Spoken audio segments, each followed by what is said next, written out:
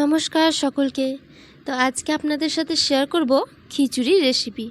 তার জন্য প্রথমেই কিছু সবজি কেটে নিলাম, কেটে ভালো করে তেলে ভেজে নেব।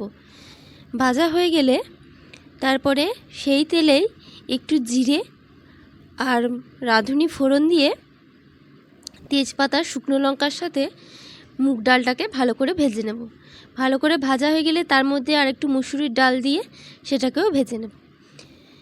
1 কাপ মুগ ডাল আর 1 কাপ মুসুরির ডাল ভেজে তার মধ্যে 1.5 কাপ গোবিন্দভোগ চাল দিয়েছি, সেটাকেও একটু ভালো করে নেড়ে নেব।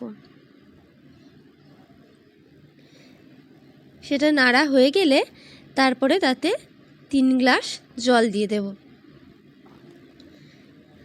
জল দিয়ে আগে থেকে ভেজে রাখা সবজিগুলোকে দিয়ে ঢাকা দিয়ে ফুটতে দেব কিছুক্ষণ। ফুটে এলে তারপর কুকারে ভরে 3টে সিটি দিলে চাল ডাল সবজি সবই ভালো করে সেদ্ধ হয়ে যাবে। ওটা সেদ্ধ হতে হতে অন্যদিকে মশলাটা কষিয়ে নিই। তার জন্য কড়াইয়ে তেল গরম করে আগে থেকে বেটে রাখা পেঁয়াজ রসুন আদা আর লঙ্কা দিয়ে ভালো করে নাড়াচাড়া করব। নাড়াচাড়া করতে করতে যখন পেঁয়াজ থেকে কাঁচা গন্ধটা চলে যাবে তখন তার মধ্যে দিয়ে দেব টমেটো কুচি আর দিয়ে দেবো 2-3টে কাঁচা লঙ্কা। এবার সেটাকেও ভালো করে নাড়াচাড়া করে যাব কিছুক্ষণ ধরে নাড়াচাড়া করার পরে দিয়ে দেব নুন, একটু ধনে গুঁড়ো জিরে গুঁড়ো আর গরম মশলা।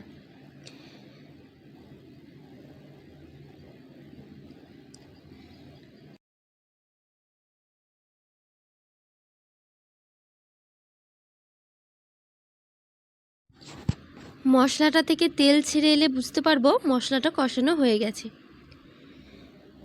সেই মশলাটাকে আগে থেকে সেদ্ধ করে রাখা চাল ডাল সবজির মধ্যে দিয়ে ভালো করে নেড়ে নেব।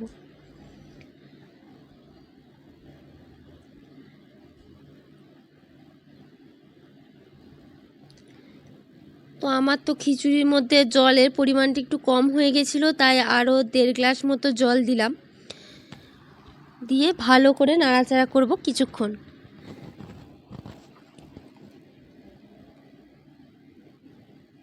তারপর তাতে দেব 1 চামচ ঘি আর আগে থেকে করে রাখা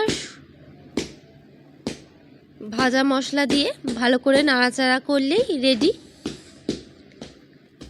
আমাদের হেলদি একটা খিচুড়ি রেসিপি।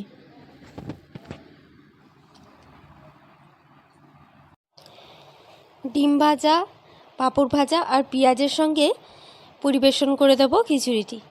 তো আজকে এটুকুই, দেখা হবে কাল অন্য কোনো রেসিপি নিয়ে।